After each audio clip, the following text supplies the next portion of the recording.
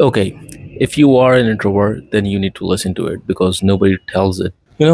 For years I've been avoiding social events, social gatherings, hanging out with cousins.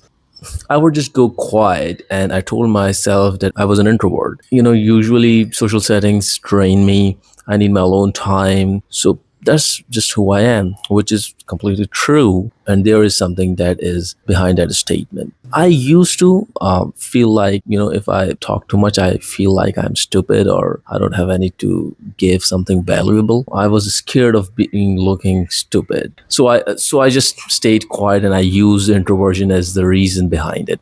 But that's not all true because those are two completely distinct things to be being underconfident and to be an introvert. These are two different things. Fear of judgment is something that's not introversion. That's because of lack of confidence, lack of the gap sitting top of it. And that's very dangerous thing because that can make you fail without making you see why you are failing. They feel very similar inside. Like you're not confident and introvert people don't talk a lot and you feel like you're an introvert or not being confident and people tries to hide behind the word introvert, but sometimes this is being not confident and being fear of being judged and things like that. Apart from that, when I figured it out that that's a confidence problem, now that I have identified as these two separate things. Now what I started working on my skills, public speaking, English speaking is, I used to scare of speaking English in front of anyone because I used to think that I would be